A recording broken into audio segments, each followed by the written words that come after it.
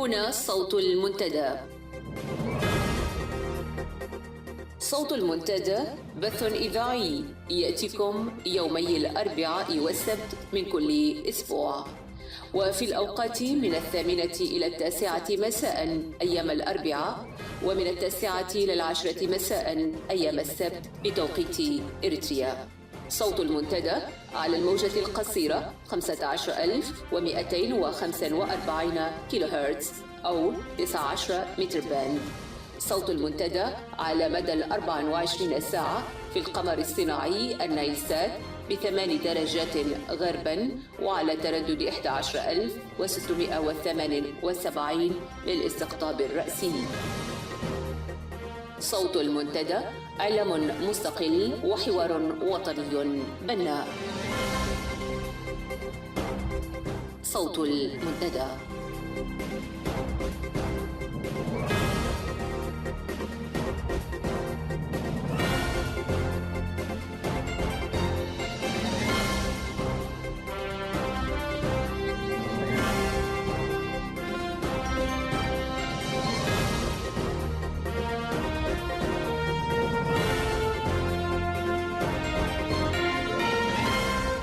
المستمعون الكرام، مساء الخير وأهلا ومرحبا بكم في صوت المنتدى. أنا أمل علي، أبدأ معكم هذه الساعة بنشرة للأخبار.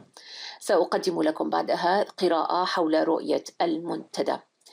وبمناسبة يوم الصحافة العالمي الذي صادف 3 مايو الجاري، سيقدم لنا كل من الزميلين صلاح الزين وجمال حمد قراءات حول هذا الموضوع. نبدأها مع الزميل جمال وقراءة اليوم بعنوان اليوم العالمي لحرية الصحافة، مشهد إريتري بائس. ومن ثم سنعيد لكم تقريرا قدمه لنا وأعده الزميل صلاح الزين عن أحوال المعتقلين من الصحفيين والإعلاميين الإريتريين. تتخلل الساعة فقرات غنائية ومنوعات مختلفة. ابقوا معنا وأهلا بكم.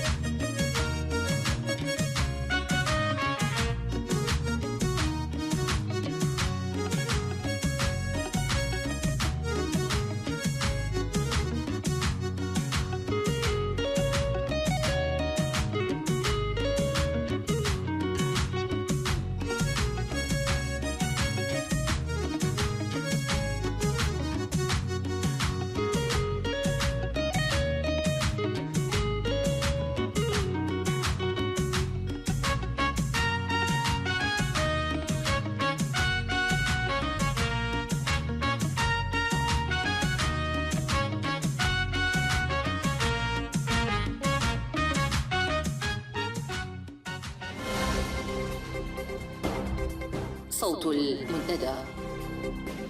في نشرة هذا المساء الأمن السوداني يرد برهان أفورقي أصغر أبناء سياس أفورقي إلى البلاد بعد محاولته الهرب إلى السودان. حكومة أسمرة تحاول تعويض النقص الهائل في صفوف قوات الدفاع بالجيش الشعبي. وثلاثة ألوية تتموضع في أسمرة وضواحيها للقيام بحملات التجنيد الإجباري. تفاصيل الأخبار. علمت مصادرنا من الداخل أن برهان إسياس أفورقي الابن الأصغر لرئيس النظام إسياس أفورقي دخل إلى السودان مع مجموعة من رفاقه في محاولة للهرب خارج البلاد. وبالرغم من محاولة برهان أفورقي تغيير اسمه إلى نجوسي إسياس للتخفي ولتسهل عليه عملية الهروب، إلا أن التعاون والتنسيق القوي بين أجهزة الأمن بين البلدين مكن من كشفه واحتواء الموقف على عجل وإعادته بسيارة خاصة إلى إريتريا. وفي ذات الوقت احتفظت السلطات السودانية في أمن ولاية كسلا ببقية الشباب الذين هربوا معه إلى السودان ووضعتهم تحت رقابة أمنية مشددة. وبمحاولة هروب برهان يتوسع نطاق عملية تدفق الشباب الإريتري نحو السودان ليصبح ظاهرة تشمل أبناء المسؤولين بما فيهم ابن رئيس النظام نفسه. شهدت إريتريا في السنوات الماضية برامج عسكرة المجتمع وتدريب الشعب من كافة الأعمار ضمن برنامج يعرف بالجيش الشعبي. وعلى صعيد ذات صلة سجلت عمليات هروب الشباب من قوات الدفاع والخدمة الوطنية أعلى مستوى لها.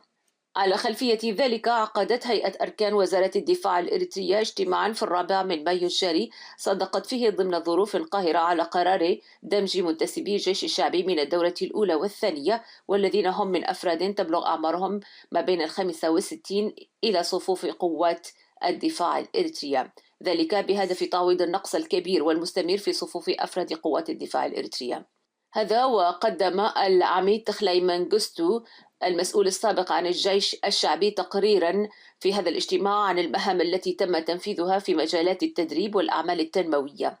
ورغم أن قرار عملية دمج كبار السن بقوات الدفاع الإريترية تمت المصادقة عليه بصعوبة في اجتماع هيئة الأركان، إلا أنه كان قد شهد عملية تنفيذه على الواقع العملي قبيل اتخاذ القرار، وأن عملية الموافقة عليه كانت إجراء شكلي وتحصيل حاصل. على صعيد ذات صلة طلبت السلطات الحاكمة من الموظفين العاملين بالوزارات والمؤسسات الحكومية الذهاب إلى معسكرات التدريب، وقد انعكس ذلك سلبا على الخدمات اليومية للشعب بل طال حتى رواتبهم الشهرية. فموظفي وزارة المالية ذهبوا كسائر موظفي الوزارات إلى التدريب العسكري، وتعطلت المهام وأصبحت هذه التدابير الإلهائية حديث المجالس الشعبية، حيث لم يعد العقل قادرا على استيعاب عملية تدريب الكهنة الذين تدربوا سابقا في معسكرات الكفاح المسلح.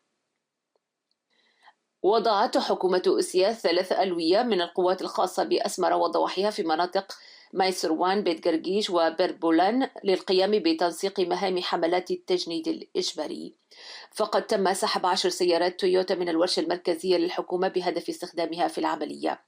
هذا وقد علمت مصادر المنتدى بأن السلطات وضعت خطة لتحريك مصفحات عسكرية منذ 15 من مايو من أحياء العاصمة لحماية العاصمة، وقد وضعت بالفعل 6 مدرعات في غانيو ستيشن، وصدرت أوامر مشددة على أطقمها بعدم الابتعاد عن مصفحاتهم العسكرية. نهاية نشرة.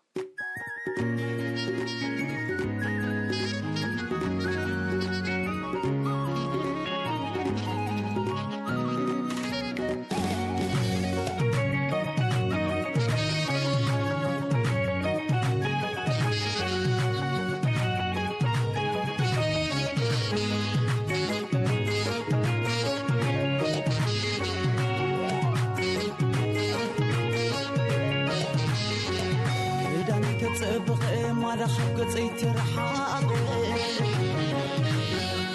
وديك إمو ما تكتبني حبوس يا تمثل عبزل وسألي وش تيزل فوق أنت تفتيو سدت مهلا وين ما مفهمكيو كداني كتبقى ما دخل قصي ترحق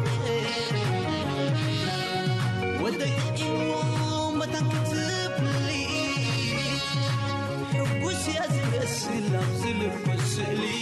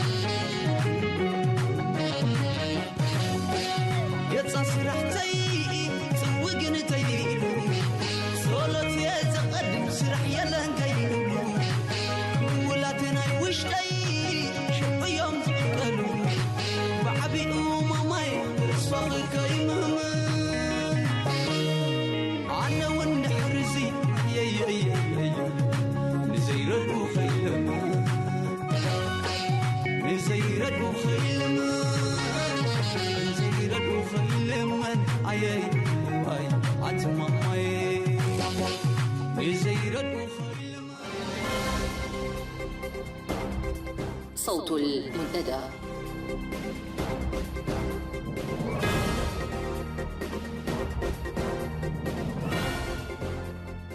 وفيما يلي أعزائي المستمعين أقدم لكم قراءة عن رؤية منتدى الحوار الوطني. نضل الشعب الإريتري بصورة منتظمة لأكثر من نصف قرن من الزمن، ذلك بهدف إدارة شأن بلاده بنفسه، ومن أجل ذلك خاض نضالا سلميا ل20 عاما اكتنفه خلالها الكثير من الصعاب والتضحيات، ثم صعد آلية نضاله إلى الكفاح المسلح، مقدما عبرها أجيال من التضحيات الغالية والكبيرة، إلى أن تم له تحرير بلاده من المحتل الأجنبي. ولكن وبعد الاستقلال الوطني ارتدى القهر والتسلط والطغيان زيا وطنيا، فوئدت أحلام الشعب الإريتري في الحرية في مهدها، وأصبحت البلاد في قبضة حكم الفرد المستبد. تتبدى مظاهر هذه الأزمة في صور شتى، تطال الشعب والوطن بصورة لم يشهدها من قبل، ولا يتطلب الأمر الكثير من العناء للتدليل عليها وإثباتها، فنتائج سياسات إبعاد الشعب عن إدارة حياته واضحة البصمات في جسد وعقل ونفسية كل إريتري، إلى درجة أصبح الكل معها متفق بالقول بوجود أزمة حقيقية وعميقة تواجه الإنسان الإريتري. إنما يعنينا أكثر هنا هو فهم مسببات هذه الأزمة وكيفية الخروج منها.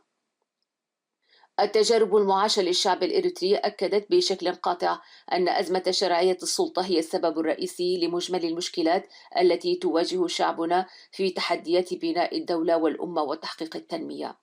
فالتنمية السياسية، والتي هي عملية سياسية متعددة الغايات تستهدف ترسيخ فكرة المواطنة، والتي تتم عبر سلطة تعتلي وتمارس وتتداول السلطة بصورة قانونية، أي من خلال تفويض شعبي.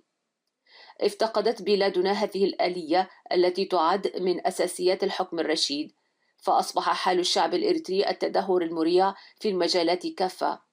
إن حجر الزاوية الذي أسقط كل البناء الوطني هو فقدان الحكومة لشرعية ممارسة السلطة. فإذا كانت هذه هي مسببات الأزمة ونتائجها الخطرة التي يعلمها الجميع، على الشعب والوطن ما هو السبيل للخروج منها؟ على ضوء ذلك يعلن المنتدى عن أهداف ومبادئ وأجندة سياسية ومهام عاجلة تتصدى لهذا السؤال المحوري. فبناء على الفهم القائل أن وحدة الهدف هي القوى الحقيقية لكل تحرك سياسي، وأن المقاومة الشعبية المتحدة لا تستطيع قوى الاستبداد أن توقف مدها وتقدمها، وأن أساليب فرق تسد من جهة وواقع انقسم وتجزأ لإطالة أمد الاستبداد من جهة أخرى يجب أن تقف بشكل فوري وكلي. من هنا تعطي رؤية منتدى الحوار الوطني الأولوية القصوى لمهام تنسيق جهود قوى المعارضة الإريترية ضمن برنامج حد أدنى. وتجسيدا لذلك يتقدم منتدى الحوار الوطني بنداء هام لكل إريتري، فردا كان أم مجموعة أو تنظيمات سياسية أو منظمات مدنية وإنسانية، تناضل جميعها لإحداث التغيير الديمقراطي في إريتريا، يدعوهم إلى الابتعاد عن الخلافات وتأجيل التباينات الفرعية في الرؤى والمشاريع بعيدة المدى، وتقديم أولوية تنسيق أداة النضال ضمن برنامج اتفاق حد أدنى يتمكن من خلاله شعبنا بإسقاط نظام الحكم الدكتاتوري وتحقيق السلام والاستقرار في ظل الحرية والديمقراطية. فحكم الفرد المستبد في بلادنا غير قابل للإصلاح، وتشير الوقائع مرارا بأنه جابها كل المحاولات التي تمت على هذا الصعيد بالسحق والإبادة. من هنا لم يترك لنا خيار سوى أن نعمل سويا لإحداث تغيير يقتلع النظام الدكتاتوري من جذوره، وعليه دعونا نعمل معا ونوحد أيادي الأحرار ونحقق رغبة أبناء شعبنا في الداخل والخارج الذين ينتظرون هكذا خطوات للتخلص من هذا النظام الذي فقد كل مصداقية وخرب البلاد والعباد وأذاق شعبنا الأمرين. منتدى الحوار الوطني، المجد والخلود لشهداء إريتريا الأبطال. وسنتابع أعزائي المستمعين في الحلقات المقبلة الحديث عن منطلقات ومبادئ الأجندة السياسية والمهام العاجلة للمنتدى.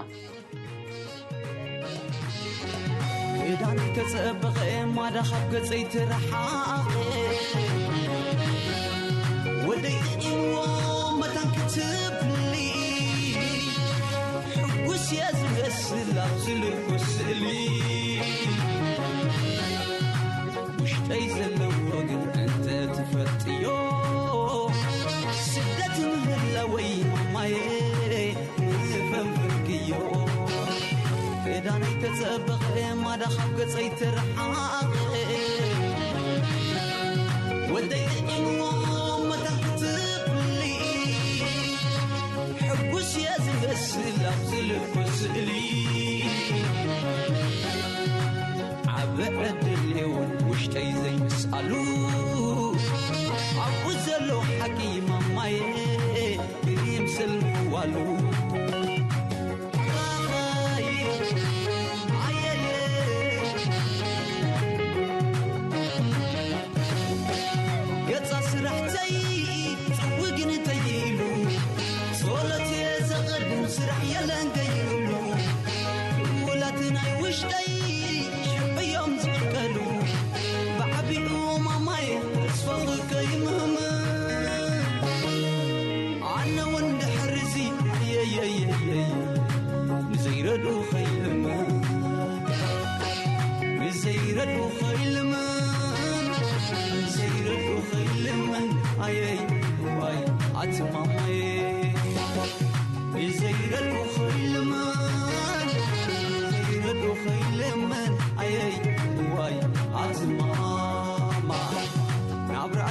تزملو أغانزا سلا عسدة تزملو أغانزا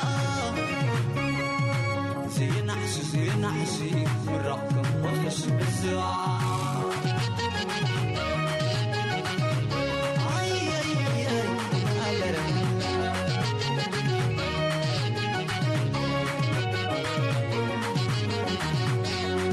دك السبات مس زي نساني حقل بحلب وغنتاني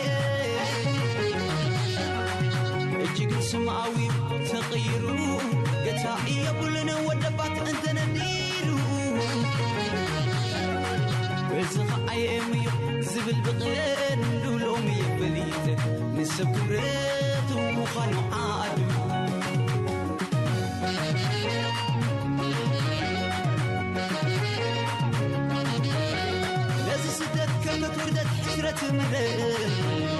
عتمامي تدينا يوم تيم زمرير نفقور عتمامي لازم سدت كذا توردت حسرة مرير عتمامي تدينا يوم تيم زمرير نفقور عتمامي عتحلانا عتماما عتحلالي زيادة عتحلا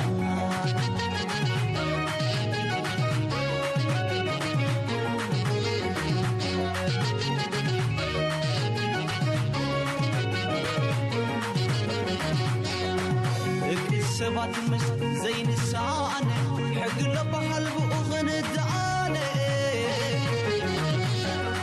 اجيك سماوي تغيير يتاقي يبولن ودبات انت نديرو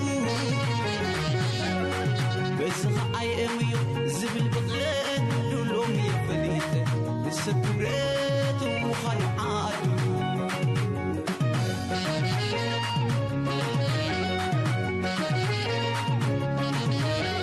لازم سدت كانت وردت حس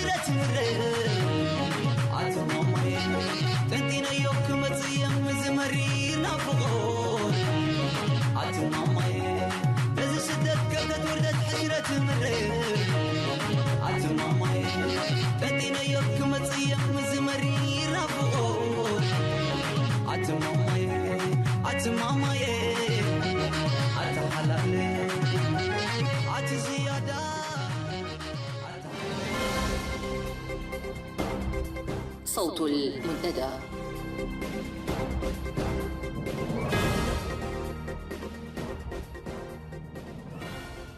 مستمعينا الكرام، السلام عليكم ورحمة الله وبركاته، وأسعد الله أينما كنتم. هذا جمال همد يحييكم ويقدم لكم هذه الفقرة، وهي بعنوان اليوم العالمي لحرية الصحافة، مشهد إريتري بائس. الحرية لكل الزملاء الصحفيين في سجون معتقلات العصبة، الحرية للفنانين والتشكيليين والكتاب، المجد لهم في نضالهم اليومي من أجل البقاء. الحرية لكل صحفي العالم من أجل صيانة حرية الرأي والتعبير وتلقي المعلومات. مستمعي الكريم، صادف اليوم العالمي لحرية الصحافة في 3 مايو الجاري، وقد تزامن هذا العام مع مرور ذكرى 70 عاما على تأسيس اليونسكو. احتفل العالم هذا العام في العاصمة اللاتفية، كما منح جائزة اليونسكو للناشط الحقوقي والصحفي السوري المعتقل مازن درويش. وكانت فرصة لليونسكو وشركائها كافة في إعادة تأكيد رؤيتها الفريدة بشأن حرية التعبير، بوصفها أداة أساسية لإرساء السلام، وبشأن الأهمية التي تتسم بها حرية التعبير في مجال الصحافة في أيامنا هذه، على حسب التصريح الذي صدر من اليونسكو. وقد قامت الجمعية العامة للأمم المتحدة بالإعلان عن هذا اليوم في عام 1993، وذلك بعد التوصية التي اعتمدتها الدورة 26 للمؤتمر العام لليونسكو في 1991. وجاءت هذه التوصية استجابة لنداء الصحفيين الأفارقة الذي قدموه في عام 1991، وذلك بإعلان ما عرف بإعلان ويندهوك المتعلق بتعددية وسائل الإعلام واستقلاليتها. قصة الحرية والصحافة في إريتريا مثيرة وغريبة، غرابة التحول الأمل الذي انتظرناه طويلا طوال 3 عقود، والذي تحول إلى سراب. فقد ازدهرت الصحافة في العهدين الإيطالي والبريطاني بلغات عدة، منها العربية والتجرينية والإنجليزية والإيطالية، دون أن يعترض أحد على هذه اللغة أو تلك الحقبة التي يمكن أن نقول عنها إنها كانت مثال للحياة البرلمانية والحريات العامة نسبيا، قياسا بالمحيط الإريتري إذا استثنينا السودان. لذا ازدهرت الصحافة لتصدر حتى الصحف الأدبية المتخصصة. في فترة الحكم الفيدرالي تراجعت حرية الصحافة أسوأ بتراجع الحياة السياسية العامة، وليتم وأدها بعد ذلك في فترة الضم والاحتلال العسكري الإثيوبي. في الأحد الوطني تدخل كل الحريات ضمن اللوحة العبثية والغرائبية، غرابة تحول الأمل إلى سراب كما قلنا. ففي البداية قد عم التفاؤل بقيام دولة المؤسسات والحكم الرشيد والتعددية السياسية ورعاية الحريات، حتى كان عام 2001 وما بعده أغلقت فيه الصحف، واعتقل كل المحررين، وطرد البعض، وهجر البعض الآخر، كما تم اعتقال كل الذين نادوا بالحريات وتطبيق الدستور من كوادر وقيادات الحزب الحاكم. بعد ذلك صنفت إريتريا عالميا ضمن الثلاثي الأكثر منعا للحريات، وهي الدول الثلاثة: كوريا الشمالية وتركمانستان وبالطبع إريتريا. قصة حرية الرأي في بلادنا لم تكن بدايتها مع ولادة الدولة الحديثة التي أخذت استقلالها عنوة، بل هي تبلور للفكر المشوش المشبع بروح الرفيق ستالين، والذي تسرب لشعارات الحرية والاستقلال الوطني لكل حركات التحرر الوطني العالمية في خمسينيات وستينيات القرن الماضي، ومنها بالطبع حركة التحرر الوطني الإريترية. البداية كانت عندما أوقف عمود للزميل سعيد عبد الحي في الصحيفة الوحيدة في البلاد. تلا ذلك إلغاء قسم التحقيقات في الإذاعة ودمج الأقسام ومنع اجتهاد الزملاء إلا بتكليف مباشر من إدارة القسم.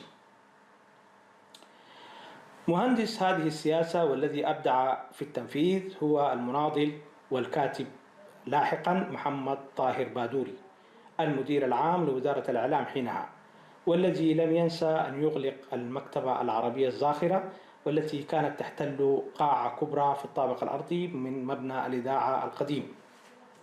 وبين أول عملية منع العمود أغلق السلطات، مرورا بسياسات بادوري وإلى المذبحة التي قادها نايزغو كوفلو بإغلاق جميع الصحف المستقلة في عام 2001 و2002.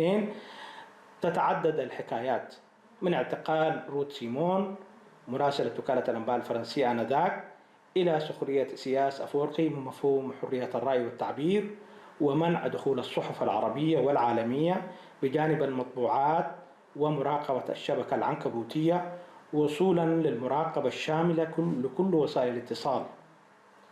وقصة الصحافة المستقلة لم تنتهي هنا، فقد بدأ الضيق مبكرا من تداول المعلومات ونشر الأخبار في الجانب المضاد للحكم، وأعني هنا المعارضة الإريترية، ولذلك قصة أخرى ليس وقتها الآن.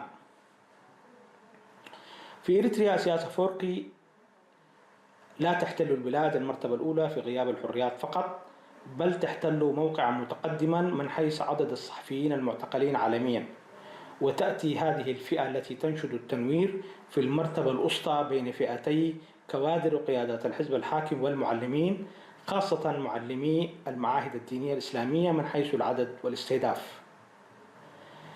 في اليوم العالمي لحرية الصحافة نناشد المنظمات الدولية للضغط من أجل حرية وضمان سلامة الصحفيين والكتاب الإريتريين، كما نطالب بالمزيد من النضال من أجل معرفة مصيرهم.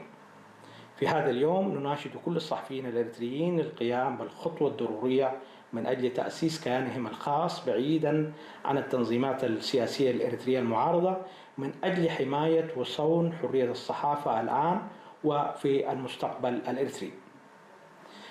في هذا اليوم وفي هذا الوقت الذي نطالب فيه بحرية الصحافة، علينا أن نكون نحن أيضا أحرار لنكرس المهنية والمعايير العالمية بعيدا عن الرغبات الشخصية. تحية لكم، وكل سنة وحرية الصحافة بخير في جميع أنحاء العالم. أرحى خلو ودبات وراسي مني خزين سقام قلاسي بحر خلو نبعي لحنباسي هزبي الري خلو تغالاسي بعاليت هايمانو زسمري حق ندبا قدم زنبري كيهيدو موصبو زقبري كيهيدو موصبو زقبري ساما غالسو غيستا مغري الله خندو نحوا دكيري الله خندو نحوا دكيري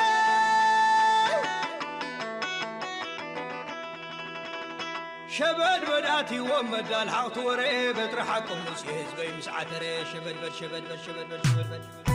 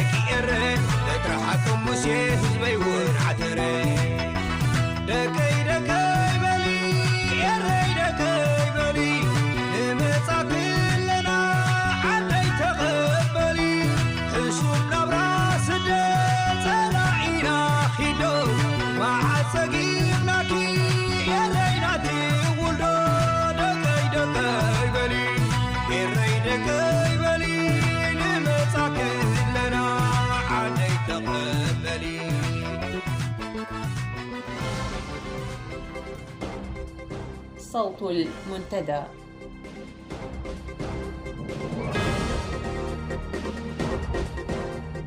الذكرى 13 لإغلاق الصحف الخاصة في إريتريا واعتقال الصحفيين. مع انتهاء نهار اليوم 17 من سبتمبر وولوج ليل اليوم التالي له، يكون صحفيون زملاء لنا قد أمضوا السنة 13 في معتقلات وسجون نظام أسمرة الرهيبة والموحشة، منذ اختطافهم في يوم الثلاثاء 18 من سبتمبر من العام 2001، وغيرهم آخرون تم اعتقالهم في فترات سابقة ولاحقة، حيث وصل العدد الكلي ل80 معتقلا من الحقل الإعلامي والصحفي وحده.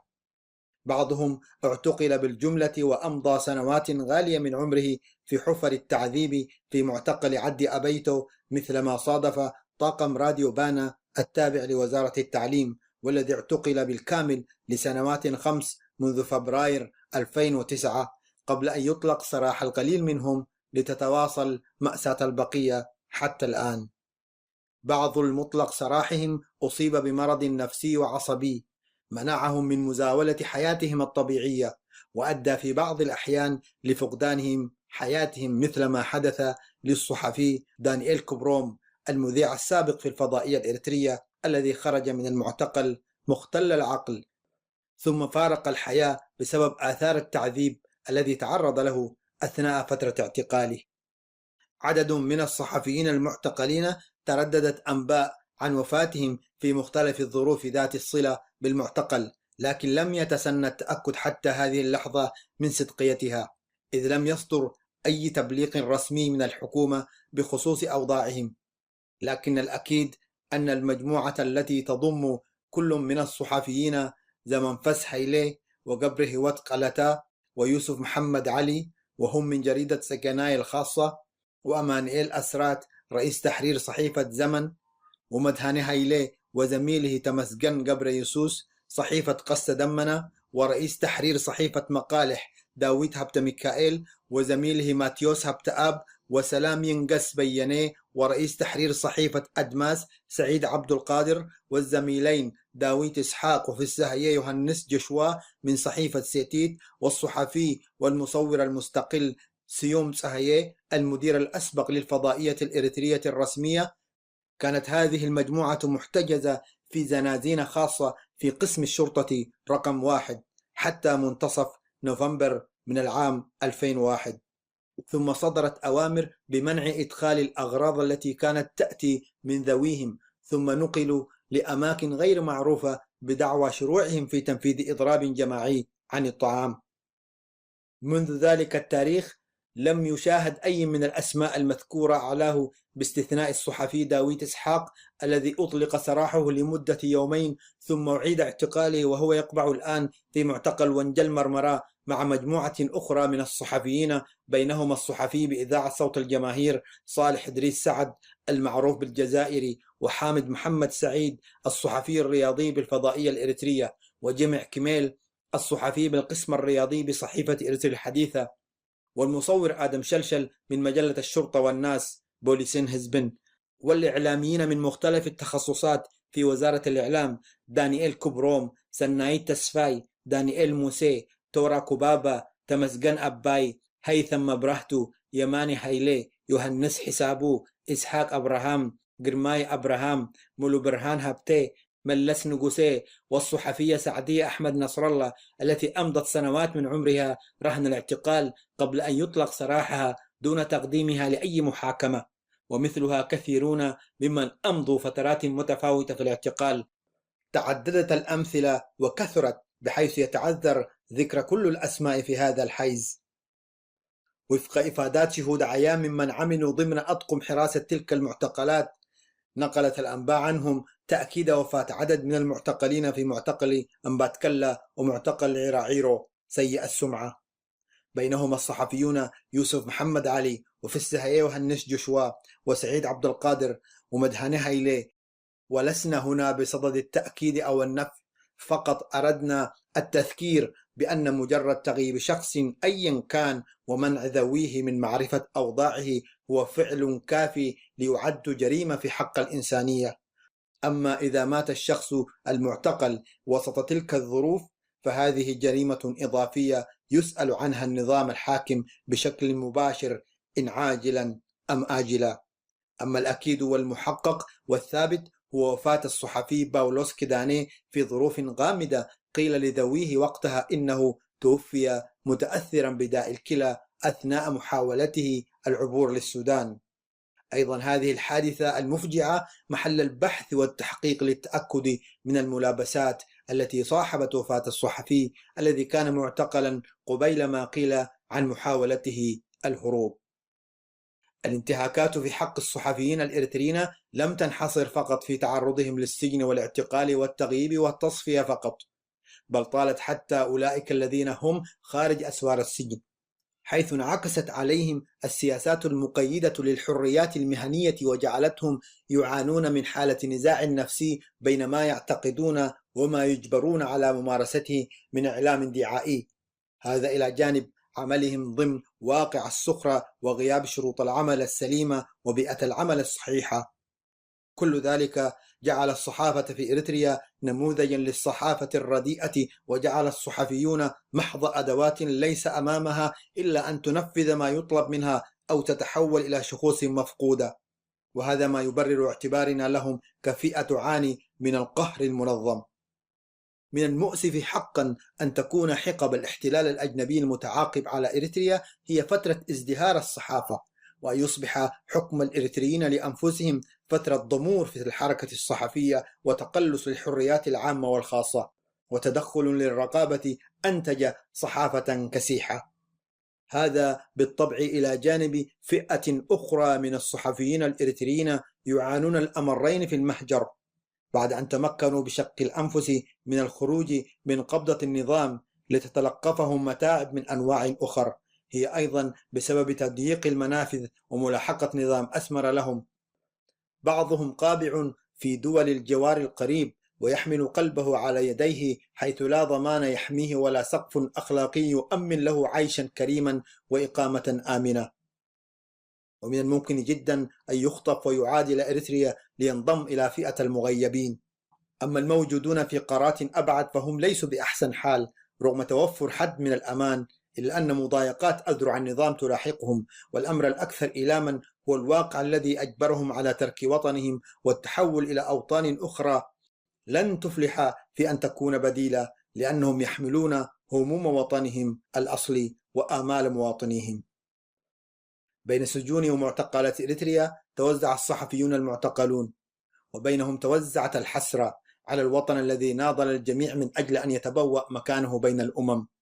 والمفارقة التي يعيها بوضوح كبار السن منهم هي أن الاحتلال كان قد أتاح للشعب الإريتري حد من الحريات هو اليوم محروم منها، وإن فعل الاحتلال فضائع أخرى فذلك متوقع ومنتظر منه، لأنه في البدء والمنتهى استعمار قميء.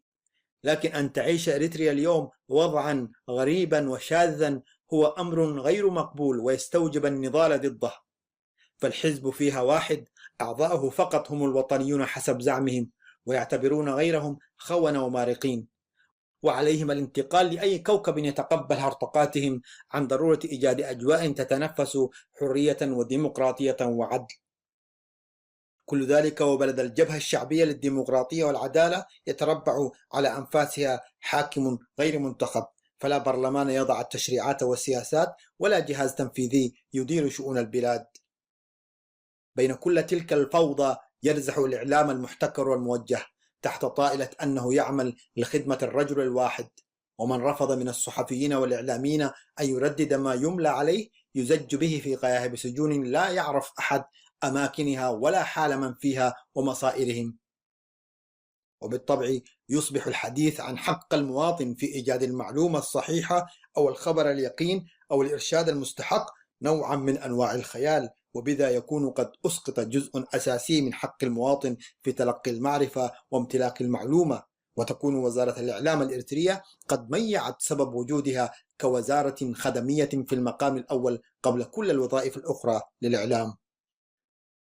بينما سنت الحكومة الإريترية في منتصف التسعينيات قانونا للصحافة يتيح لها المطلق من التحكم في العمل الصحفي والإعلامي وكذلك الخاص بالمصنفات الفنية والإبداعية وبما يتماشى مع ضروراتها وليس مع خيارات الشعب، صدرت صحف خاصة بإمكانات متواضعة توخت أن تكون مرآة تعكس آمال وآلام الشعب الإريتري عبر الكلمة الصادقة المنحازة لإرادة الشعب وليس للحاكم.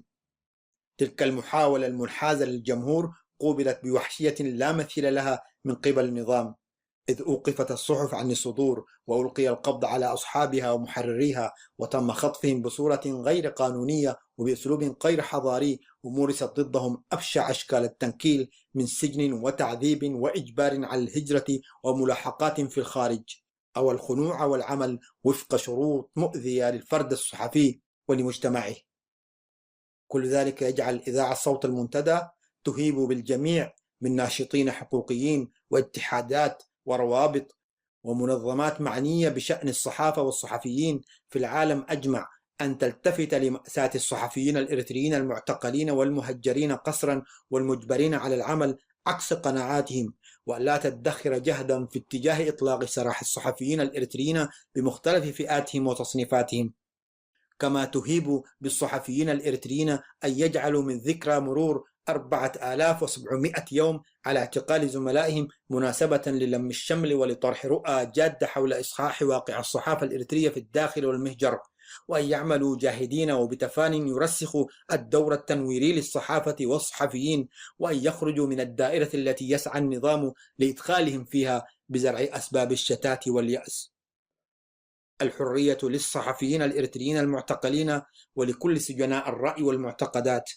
المجد والخلود لمن قضوا نحبهم خلف قضبان السجون. عاجل الشفاء للمتضررين من جراء التعذيب في السجون.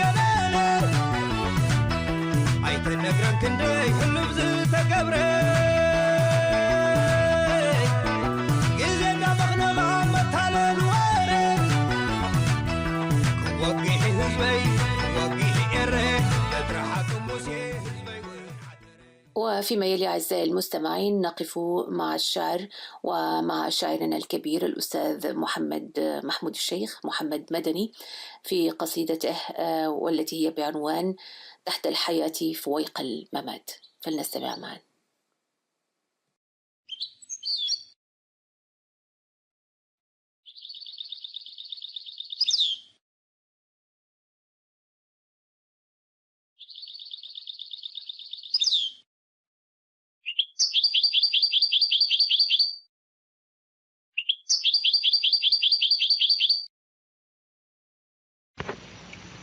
هي بعنوان تحت الحياة فويق الممات.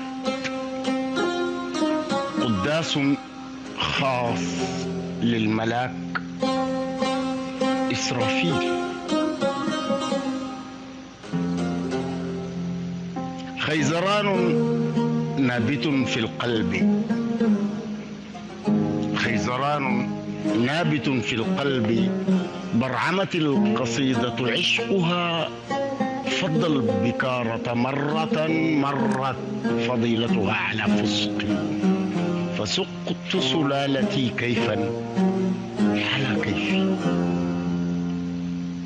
فكيف ترونني أهوى جسارتها علي، أهوى جسارتها علي، أنا الذي وهب الجسارة نبضها، سلب البكارة فضها، وأحضها دوما على نبذي، وأعشق رفضها للكل جزئيا وتبويب الرجال.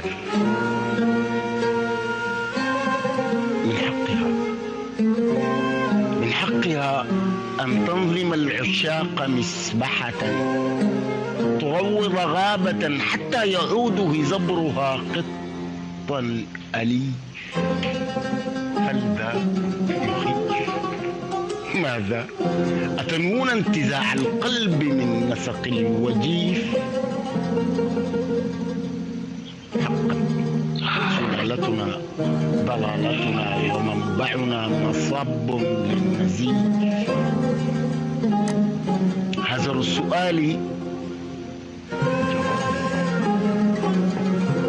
هذا السؤال جوابه جد حبيبتي أن تضيف.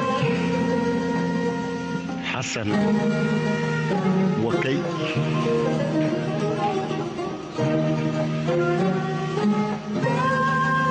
سلطا وجميزنيل حناني كنين. سلطا وجميزنيل حناني كنين. من ذا سيرحل من ذا يقيم. سأكتب أغنيتي ثم أذهب نحو الجحيم. ثم من سوف يكتب عن يومنا غده؟ أصنع التواريخ ينجب كتابها؟ نحن من حقنا أن نشير إلى الجنة القادمة، إلى كل جيم تدق على بابنا، أن نرد مشيئة أربابنا كي نرى ما بنا.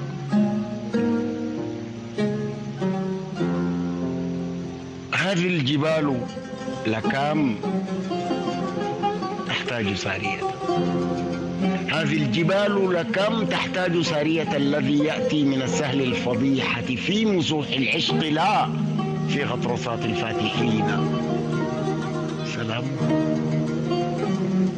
هذه الجبال لكم تحتاج سارية الذي يأتي من السهل الفضيحة في مسوح العشق لا في غطرسات الفاتحين. كأنها قدت على قلبي وقلب تميمتي يزدان بالدم والحروف المطمئنة لانتشار الدمع في لهب الغناء. سلامها حرب علي، علوها نفق حدار نحو هاوية السقوط.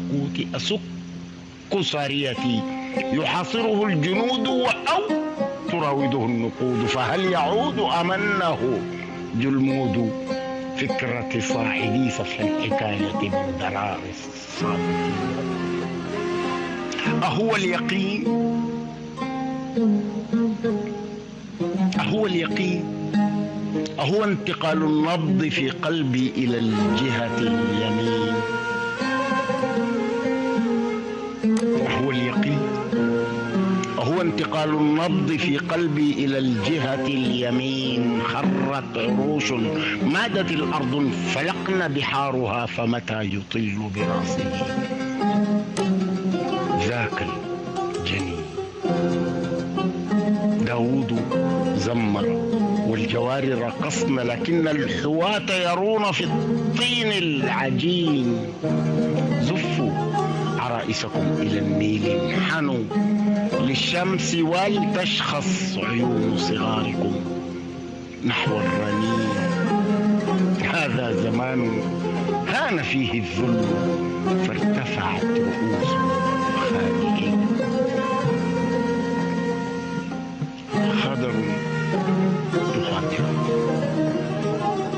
خدر يخادعكم فتختدعون يا شبه الرجال. ما بين صفعتهم ولفتة خدكم وجع المآل. ردوا البضاعة للمسيح، الآن يقترب الزوال. لهذا المغني بالنشيج وردد الكورال مرثية فقال: يا أيها النجم الذي ما عاد يهدي للشمال، ضيعته طفلا.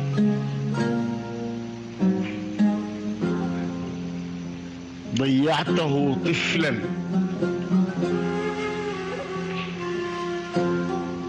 يا أيها النجم الذي ما عاد يهدي للشمال، ضيعته طفلا وحمله ثواريوك هندسة المحال.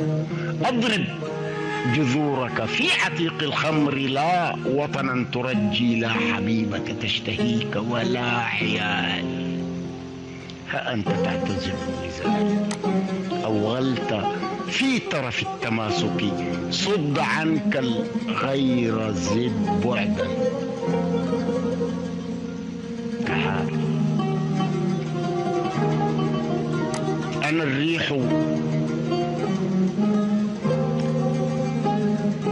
الريح تأخذني الاتجاهات إلى غيرها كي أرد احتمال المنافي إلى الأمكنة. أنا الريح تأسرني ثنية الكم في ثوبها فأغازل أطرافه بالهفيف وبالدوزنة.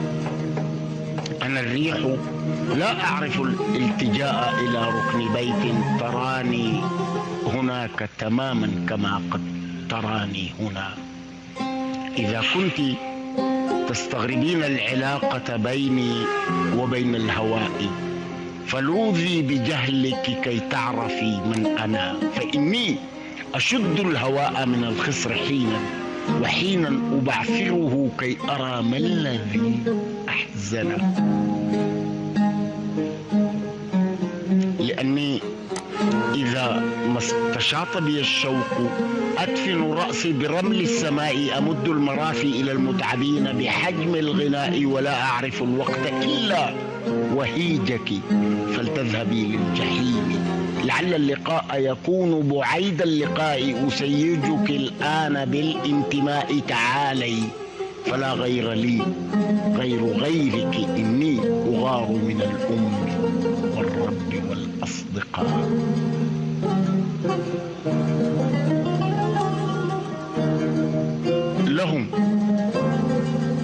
لهم للذين يذودون عن كوننا خارجين عن الضجة القائمة، لجيش السكارى إذا ما أقام الإمام الحدود عليهم وزاد عن الفرقة الآثمة، وللواقفين على حافة النطع بين القيامة والانتصار لحالة عشقهم الدائمة، لكل الذين يموتون قبل الميعاد، وكل يؤرقهم عشق هذه البلاد، وكل العباد إلى آخر القائمة. سيقذف سيزيف صخرته ويغادر إبليس لعنته، ويطير حمام إذا قامت القائمة. سيهاجر أبناء يعقوب بالأمس كانوا يصفون أسماءهم في السجل عدا واحدة. قال إن الحياة هنا لا تطاق، ولكنني لن أساق إلى النطع مثل العروسة حين الدخول على فرجها. هل ترى أهجر الأرض كي أحتمي بالسماء الهيول هناك؟ وهل من هناك هو الخوف من رعشة الاحتكاك وإدمان أن نستجير من الماء بالعطر من ليفنا بمزيل العرق.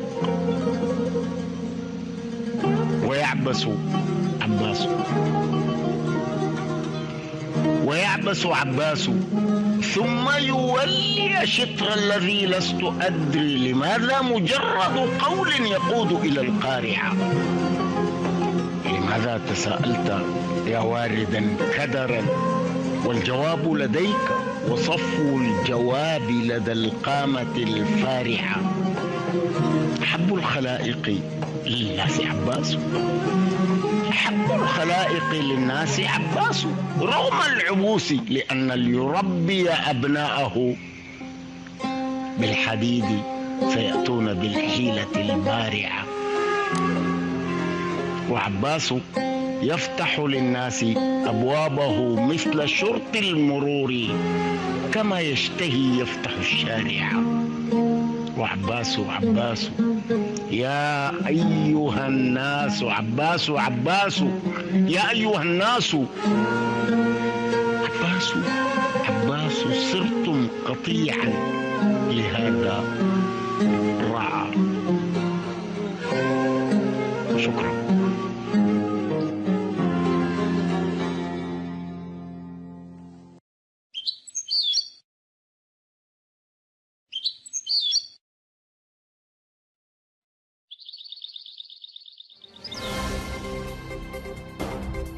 صوت المنتدى. في نشرة هذا المساء، الأمن السوداني يرد برهان أفورقي أصغر أبناء إسياس أفورقي إلى البلاد بعد محاولته الهرب إلى السودان. حكومة أسمرة تحاول تعويض النقص الهائل في صفوف قوات الدفاع بالجيش الشعبي.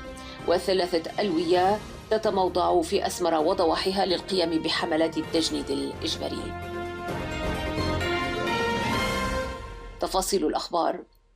علمت مصادرنا من الداخل أن برهان إسياس أفورقي الابن الأصغر لرئيس النظام إسياس أفورقي دخل إلى السودان مع مجموعة من رفاقه في محاولة للهرب خارج البلاد. وبالرغم من محاولة برهان أفورقي تغيير اسمه إلى نجوسي إسياس للتخفي ولتسهل عليه عملية الهروب، إلا أن التعاون والتنسيق القوي بين أجهزة الأمن بين البلدين مكن من كشفه واحتواء الموقف على عجل وإعادته بسيارة خاصة إلى إريتريا. وفي ذات الوقت احتفظت السلطات السودانية في أمن ولاية كسلا ببقية الشباب الذين هربوا معه إلى السودان ووضعتهم تحت رقابة أمنية مشددة. وبمحاولة هروب برهان يتوسع نطاق عملية تدفق الشباب الإريتري نحو السودان ليصبح ظاهرة تشمل أبناء المسؤولين بما فيهم ابن رئيس النظام نفسه.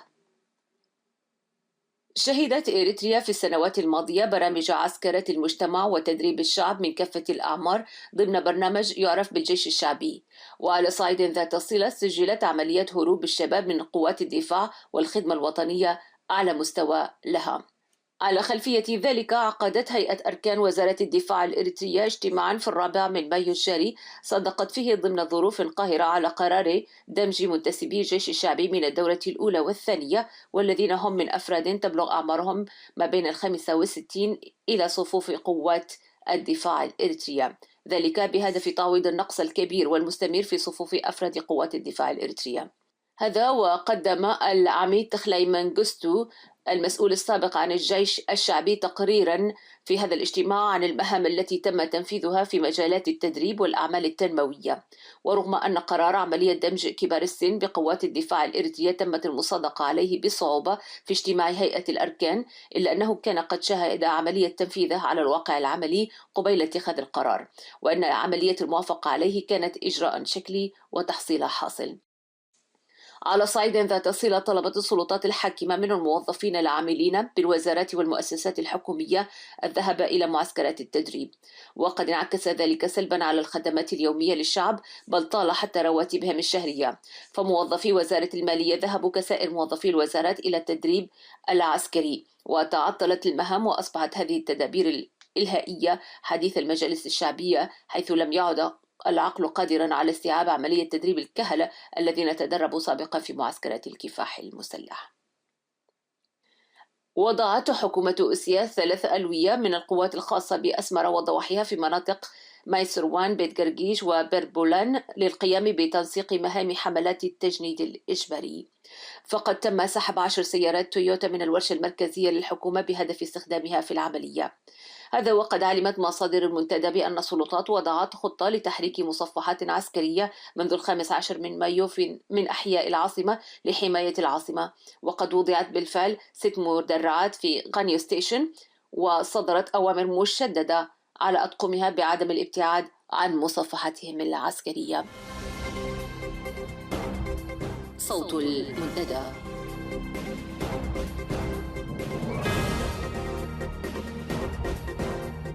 أعزائي المستمعين، وختاما إلى أن نلقاكم في الأسبوع القادم، نتمنى لكم أسبوعا طيبا. لكم تحياتي وتحيات فريق الإذاعة، وإلى اللقاء.